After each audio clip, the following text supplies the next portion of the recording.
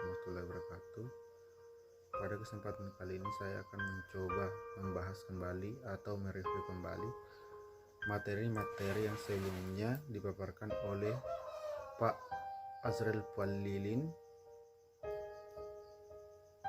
Jadi untuk mengefisienkan waktu, kita langsung saja masuk ke materinya. Sejarah perkembangan antropologi. Fase pertama, sebelum 1800 orang Eropa datang ke Afrika, Asia, Amerika, melukiskan situasi masyarakat di 3 wilayah yang mereka anggap aneh. Mereka menyebut bangsa Afrika, Asia, dan Amerika sebagai manusia liar keturunan iblis bersifat naratif dan belum akademik. Fase kedua, pertengahan abad 19, kebudayaan di luar Eropa merupakan bentuk evolusi peradaban yang paling rendah dan dianggap sebagai sisa-sisa peradaban kuno. Prosesnya lebih akademik dan tujuan untuk meningkatkan tingkat kuno dalam sejarah evolusi dan peradaban manusia. Fase ketiga, awal abad 20, ilmu antropologi digunakan sebagai bahan untuk menjajah bangsa di luar Eropa. Ilmu praktik digunakan untuk mempelajari masyarakat dan kebudayaan demi kepentingan kolonial. Fase keempat, setelah 1930, gerakan antipasti terhadap bangsa kolonial, bangsa primitif hilang, mempelajari masyarakat pedesaan termasuk di tengah masyarakat Amerika dan Eropa. Tujuan akademik dan praktik yaitu mempelajari manusia masyarakat untuk membangun peradaban bangsa. Pengertian antropologi. Menurut istilah, antropologi berasal dari bahasa Yunani, yaitu berasal dari 2 kata. Yang pertama anthropos dan logos, yang kedua logos. Anthropos berarti manusia dan logos memiliki arti cerita atau kata atau ilmu. Terminologi, ilmu yang mempelajari tentang manusia. Jadi dapat disimpulkan antropologi mempelajari manusia sebagai makhluk biologis sekaligus makhluk sosial. Budaya merupakan cara hidup yang berkembang dan dimiliki bersama sebuah kelompok orang dan diwariskan dari generasi. Antropologi dibagi atas 4 bagian. Yang pertama, antropologi ekonomi, antropologi politik, dan antropologi pendidikan, dan antropologi hukum.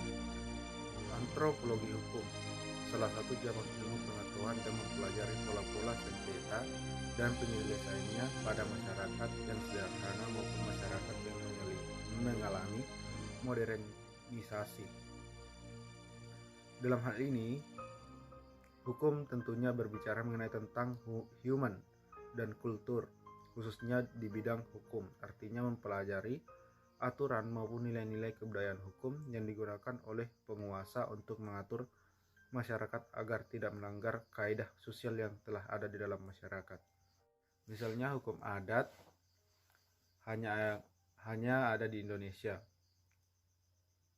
Comparative study atau studi perbandingan, masyarakat dipandang secara terintegritas dan holistik. Antropologi hukum, ilmu yang bersifat empiris, teorinya harus didukung fakta.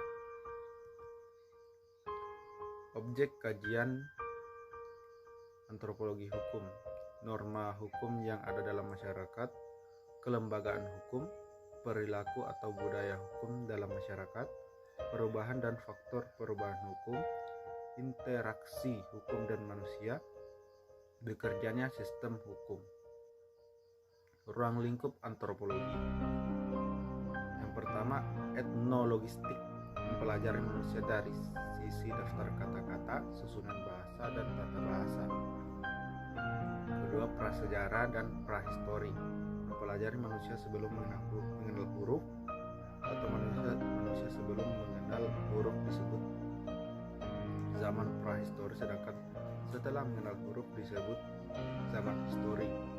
Ketiga, etnologi, mempelajari asas-asas manusia dan mempelajari kebudayaan dari sebanyak mungkin masyarakat dunia.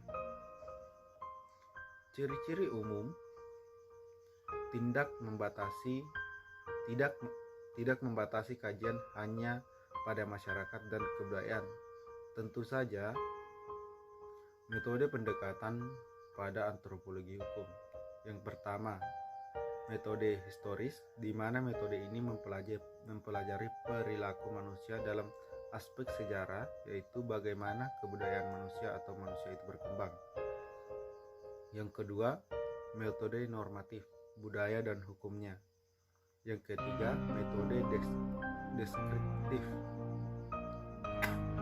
melihat hukum yang nyata atau hukum yang berlaku tanpa melihat hukum yang ideal untuk ditetapkan. Yang keempat, metode studi khusus. Metode ini dilakukan secara konferensif yang mendalam terhadap suatu keadaan atau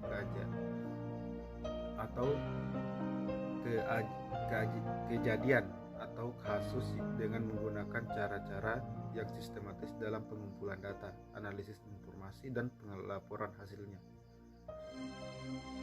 Mediasi dalam antropologi hukum. Dalam hal ini mempunyai timbal balik antara fenomena sosial, artinya antropologi memandang hukum sebagai pengendali sosial dan keteraturan. Dalam antropologi hukum memiliki satu cara untuk menyelesaikan suatu sengketa atau suatu perbedaan pendapat, yaitu mediasi.